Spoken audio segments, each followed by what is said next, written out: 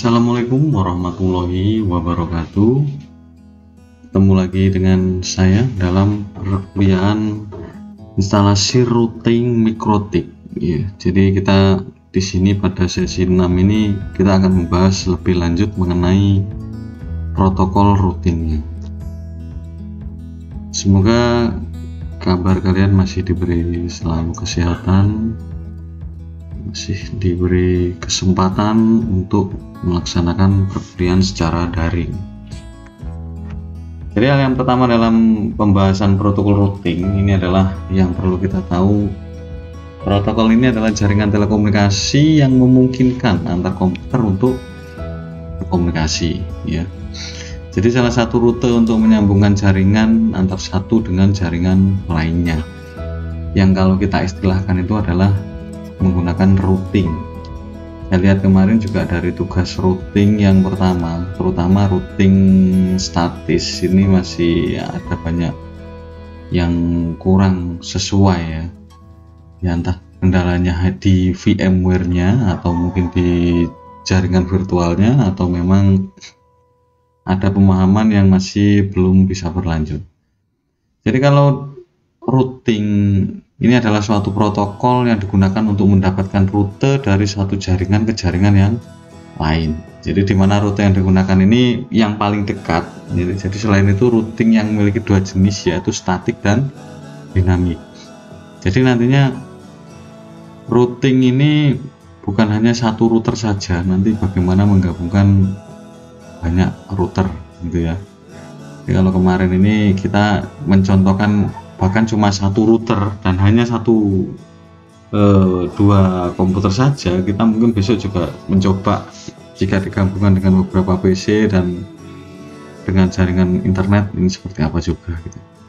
Jadi di mana rute yang digunakannya? Rute yang paling dekat. Selain itu kalau routing ini juga memiliki dua jenis, ada statis dan dinamik. Jadi kedua jenis itu memiliki kelebihan dan kekurangan masing-masing. Ini yang kemarin kita bahas, saya akan perdalam lagi. Jadi kalau di protokol desain untuk mendistribusikan informasi yang dinamis mengikuti perubahan kondisi jaringan. Berarti ini artinya kita masuk di dinamisnya, ya. Berarti routing di dinamis. Kemudian mengubah ke rute backup bila rute utama tidak berhasil. Namun jika didesain untuk menentukan rute mana yang terbaik untuk mencapai tujuan, ya maka otomatis dia akan melaksanakan sesuai dengan aturan yang sudah kita buat.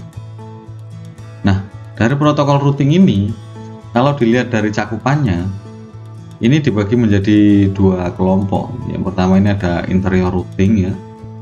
Ada istilahnya kalau kita bilang ada RIP versi 1, RIP versi 2, dan IGRP, OSPF, EGIRP. Kalau di exterior routingnya ini ada EGRP dan BGP. Jadi kalau kita lihat RIP-nya ini ada di routingnya, ya. Jadi pas waktu kita melakukan routingnya, kemudian secara umum ini ada dua. Kalau tadi secara khususnya, ya, ada RIP, ada RIP versi 2. Kalau secara umumnya ini router statis, ini router yang memiliki routing statik yang disetting secara manual. Artinya kita yang menentukan nanti jalurnya ada di IP berapa, kemudian juga kita mendapatkan IP berapa dan disalurkan ke jaringan yang mana saja, kita yang menentukan alamat routerannya. Namun kalau di dynamic routing ini memiliki atau membuat tabel ini secara otomatis, jadi mendengarkan lalu lintas jaringannya. Jadi lalu lintas di sini nih, misalkan si A, si B ini dia masuk mana, kita langsung mengikuti, dia langsung mengikuti. Ini kalau kita menggunakan routing dinamis. Nah, kemudian kalau di routing statik ini manual, ya, oleh para adminnya. Kalau kita kemarin mempraktikkan satu mungkin atau besok 2-3 routing yang kita setting secara otomatis, mungkin tidak terlalu membingungkan ya, atau mungkin istilahnya masih mudah lah kita handle-nya. Namun di routing statis ini akan berfungsi dengan baik bila tabel routing setiap jaringan di dalam internet network ini sudah dikonfigurasi secara manual. Nah, hostnya ini harus dikonfigurasi mengarah ke routing default gateway sesuai dengan IP interface maupun router lokalnya. Jadi mereka router tersebut memeriksa tabel routing, menentukan routing yang mana yang akan digunakan untuk meneruskan paket. Ini juga akan sedikit menyulitkan jika kita nantinya menggunakan routing statik dengan jaringan yang lebih kompleks.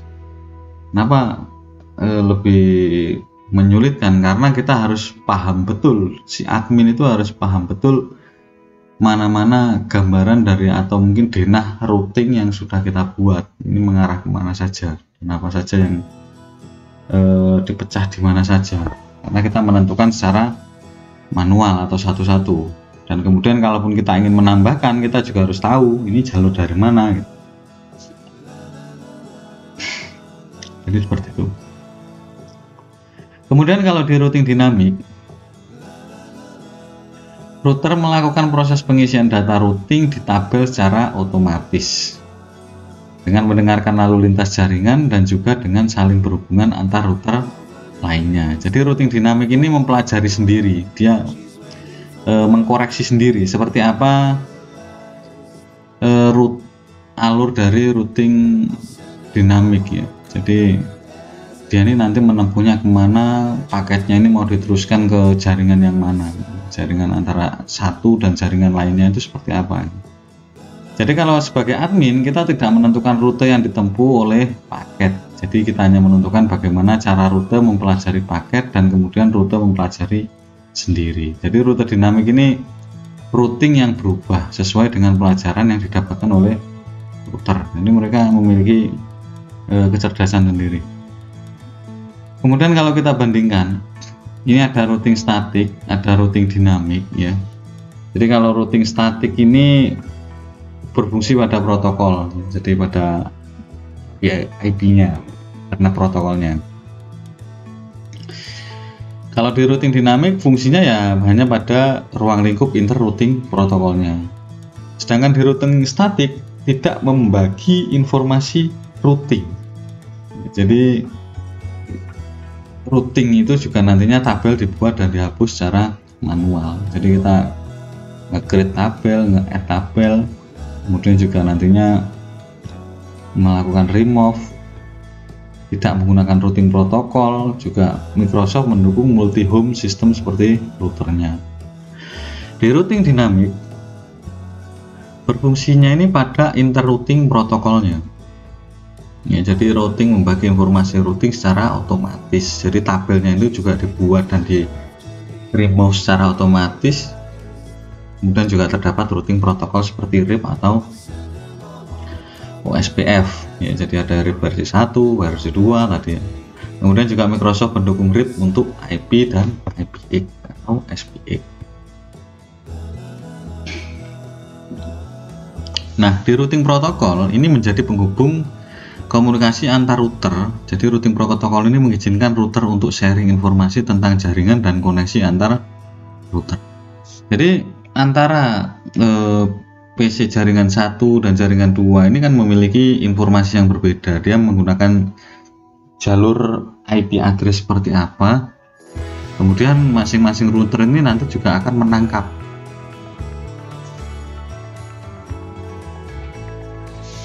informasi yang ada pada masing-masing jaringannya, kemudian membangun, bahkan dia bisa memperbaiki tabel routingnya. Kalau kita lihat ini kan routingnya seperti ini, nanti bahkan bisa dijadikan satu, nanti keluarannya mana saja gitu. Jadi memang namanya juga dinamis, artinya tidak terlalu banyak melakukan setting. Kemudian kalau di dynamic routing, internet networking-nya ini protokol routing dinamik yang paling banyak digunakan. Jadi TCP/IP ini adalah salah satu RIP atau routing information protocol yang menggunakan algoritma.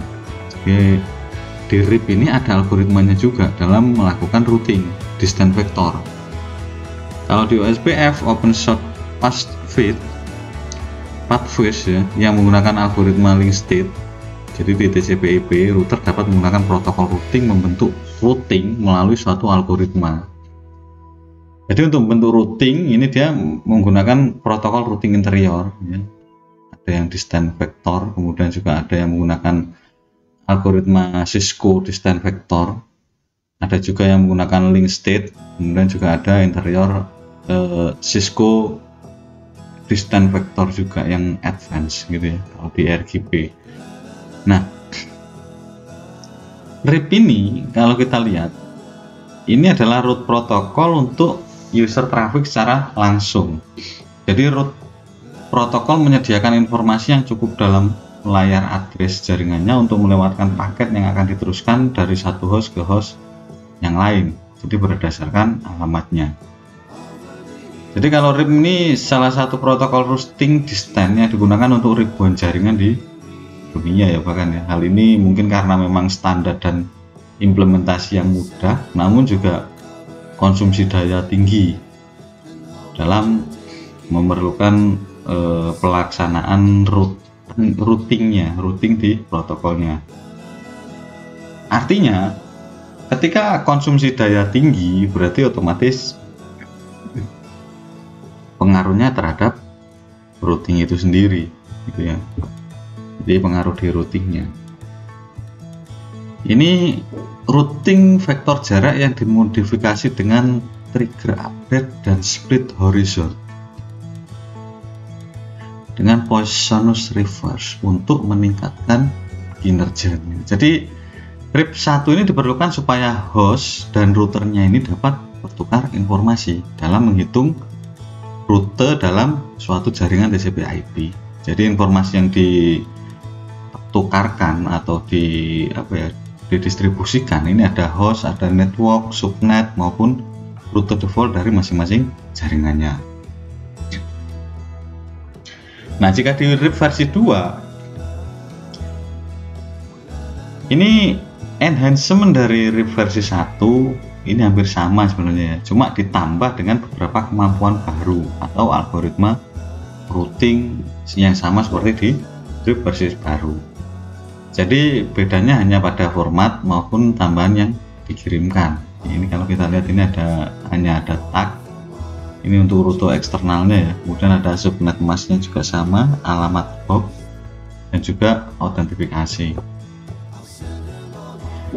Nah, kalau kita masuk di interior gateway routing protokolnya atau IGRP-nya, ini distant vector IGB atau routing distant vector mengukur jarak secara matematik. Jadi kalau kita ingin masuk lebih dalam seperti apa proses pelaksanaan routing secara dinamis ini banyak informasi perhitungannya juga sebenarnya. Dan kemudian pengukuran ini dikenal dengan nama distant vector. Jadi router yang menggunakan distant vector ini mengirimkan semua atau sebagian tabel routing dalam pesan routing yang terupdate dengan interval waktu reguler. Jadi semuanya itu diupdate secara bersamaan. Identifikasi tujuan baru, kemudian mempelajari apabila terjadi kegagalan. Jadi kalau ada misalkan tujuannya tidak sesuai dengan masuk jaringannya, atau memang kalaupun beda jaringan dia masih di skalanya di ambang batas 256 itu masih bisa. Tapi ketika ada hal yang aneh dari penamaan IP sendiri itu juga, maka kegagalan itu akan dipelajari di sini. Nah, kemudian juga IGRP ini juga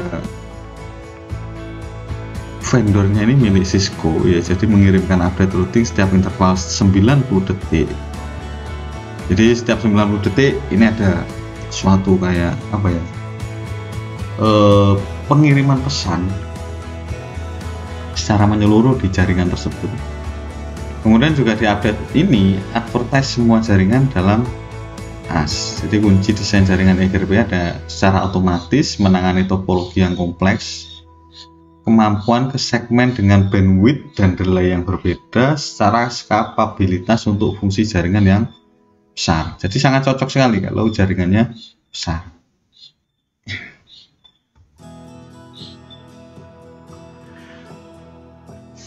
Kemudian di GRP yang merupakan contoh routing protokol yang menggunakan algoritma distant vector yang lain, tidak seperti RIP.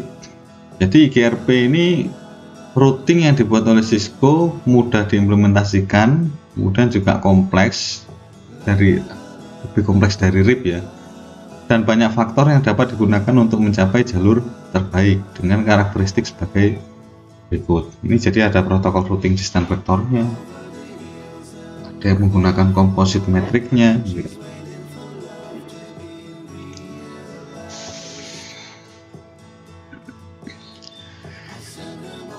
Jadi kalau kita lihat penggunaan composite metric ini terdiri atas bandwidth, load, delay, dan reliability. Kemudian juga ada update routing yang dilakukan secara broadcast setiap 90 detik. Nah, kalau di OSPF ini interior routing yang kepanjangan dari OpenShot Pathways. Jadi kalau awalnya ini RIP ini routing protokol secara umum ya yang dipakai, namun ternyata AS lebih besar, jadi RIP sudah tidak memadai lagi. Nah, di OSPF ini diturunkan dari beberapa preset seperti Bolt ya, ini ada Newmans juga. Kemudian di protokol ini sifatnya dapat diadopsi oleh siapapun, dan di OSPF dipublikasikan pada RFC nomor 1247. Nah, untuk OSPF ini menggunakan protokol link state dengan karakteristik. Nah, ini yang pertama, ini ada protokol routing link state, merupakan open standard protokol routing yang dijelaskan di RFC. Kemudian menggunakan algoritma SPF untuk menghitung cost rendah. Ada juga update routing dilakukan secara fluid saat terjadi perubahan topologi di jaringannya. Nah, kalau di RGB menggunakan protokol routing enhanced distant vector, ini karakteristiknya ini yang pertama ini ya pastinya routingnya ini menggunakan distant vector. Kemudian untuk cost load balance-nya ini tidak sama. Dan ada juga kombinasi antara distant vector maupun link state. Artinya berarti harusnya lebih kompleks. Kita tidak tahu juga nanti efeknya ini seperti apa ketika kombinasi dilakukan. Dan kemudian untuk di fungsi update algoritma ini dual, jadi menghitung jalur yang terpendeknya. Nah, pada dynamic routing, penerapan dynamic routing ini konsepnya itu classful and classless ya. Jadi classful ini penerapan subnet secara penuh atau default, ada 24, 16, 8. Ya, kemudian kalau di classless ini kita dapat menggunakan semua subnet yang dapat digunakan. Jadi maksudnya kita dapat menggunakan metode VLSM untuk penerapannya. Ini kalau kita lihat ini ada dynamic routing classful ya, ada RIP V1, IGRP, kemudian juga dynamic routing classless, IS, RIP versi 2, kemudian juga sampai IRGB ya. Nah, kemudian untuk convergence-nya ini ada suatu bahasan dalam dynamic routing yang mempunyai keadaan di mana ketika semua router telah mempunyai routing tabel mereka. Jadi kalau kita lihat dynamic routing mempunyai keadaan di mana semua router telah mempunyai routing tabel mereka sendiri secara tetap dan konsisten. Artinya ada penggabungan di sini. Jadi jaringan yang convergence ketika semua router telah mendapatkan hasil lengkap mengenai informasi jaringan. Namun waktu konvergen ini juga semua router bagi informasi ini menghitung jalur terbaik. Nantinya mereka bisa memperbarui routing tabelnya, kemudian juga jaringan tidak akan berhenti beroperasi sampai semua network mendapatkan status konvergennya. Jadi kebanyakan jaringan ini punya waktu yang singkat untuk mengubah statusnya menjadi convergence. Nah, ini di tugas pembahasan kali ini adalah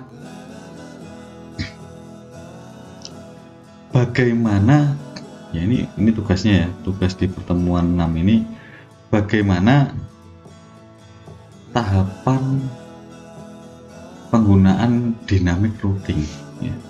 Jadi bagaimana tahapan atau proses step by step dalam melakukan setting dynamic routing. Dan kemudian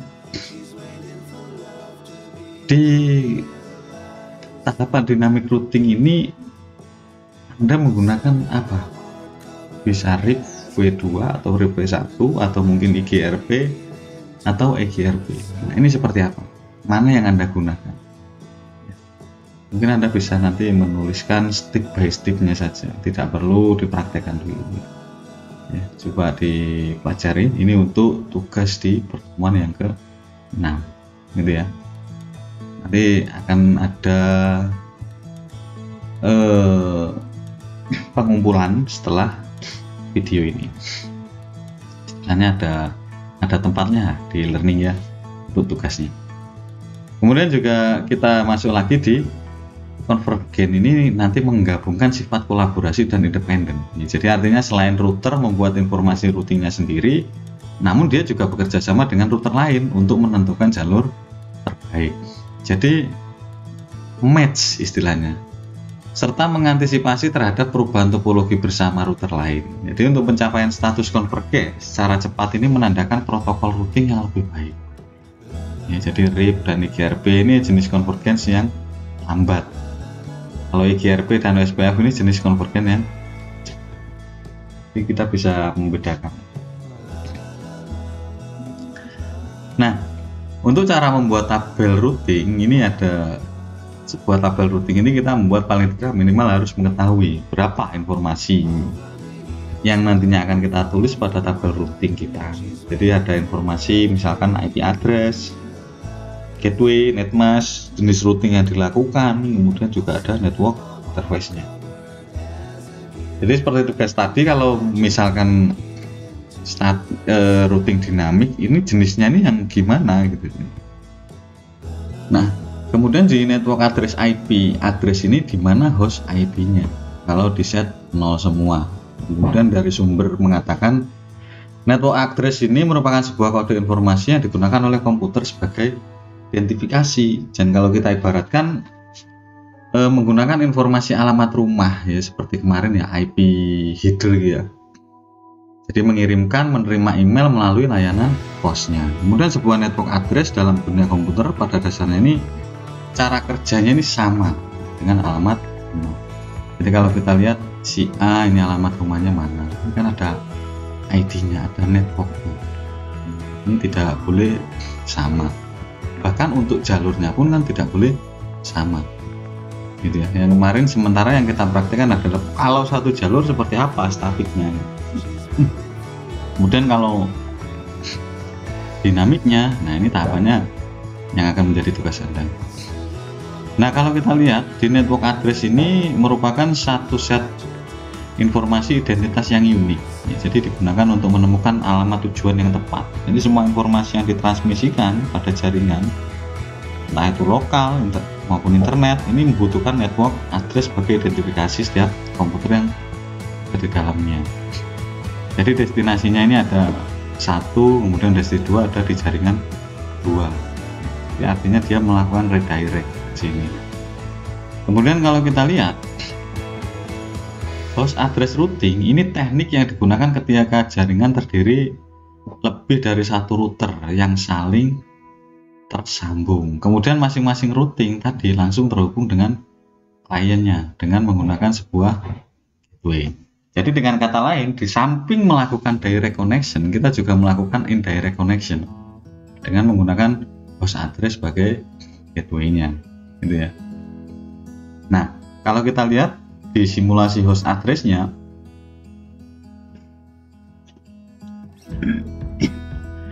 ini ada laptop, ini ada laptop 2 ya. Ini kita lihat dengan IP jaringan yang berbeda ya. Kita lihat host address ada 1, 2, dan 3. Nah, yang dijadikan gateway ini adalah yang mana? Yang 2 gitu ya. Indirect-nya. Kemudian kalau kita lihat ke sini di router kedua, ini yang dijadikan gateway juga indirect-nya yang ke 2 ya. Jadi 192, 168, 2, 254. Ini 254, ini 253. Diambil yang paling belakang sendiri. Nah, berarti otomatis ini nanti juga akan mengikuti ya. Jadi kalau ini sebagai gateway-nya ada 2, kemudian yang satu ini adalah gateway masing-masing di jaringannya. Kalau gateway di jaringannya ini ada yang dia menggunakan 1.254, kemudian ada 1.1. Kalau di sini gateway yang digunakan ini dia menggunakan gateway 2 ya. Jadi untuk menghubungkan jaringannya, kalau antar router ini dia punya alamat sendiri. Istilahnya ini ada 2 di kelas jaringan 2. Jadi 192.168.2. Kalau di jaringan antar laptop dan routingnya ini dia juga memiliki gateway sendiri lagi. Artinya routing ini nanti yang dijadikan hostnya. Ada 1.1 ini untuk PC-nya dan 1.254 ini nanti sebagai gateway dari PC ke routing 1. Ini namun dari sini juga sama, 3.1 kemudian ada 3.254, ini artinya gateway antara PC ini ke sini. Namun jika diroutingkan antara router 1 dan routing 2, maka otomatis gateway-nya akan berubah. Gateway-nya menjadi yang 2.254 untuk di jaringan yang pertama, dan di jaringan berdua gateway-nya menjadi 2.253 gitu ya. Jadi bisa dipahami ya nantinya. Nanti hal ini mungkin bisa dipraktekkan dulu di paket tracer. Baru nanti mungkin setelah UAS kita coba bahas kupas lebih lanjut lagi. Mungkin kita akan mencoba menggunakan GNS 3 kalau memungkinkan ya. Kita akan mencobanya. Terima kasih untuk waktunya. Maaf kalau ada hal yang kurang berkenan atau yang tidak sesuai. Kemudian untuk masalah tugas mohon diselesaikan. Terima kasih. Assalamualaikum warahmatullahi wabarakatuh.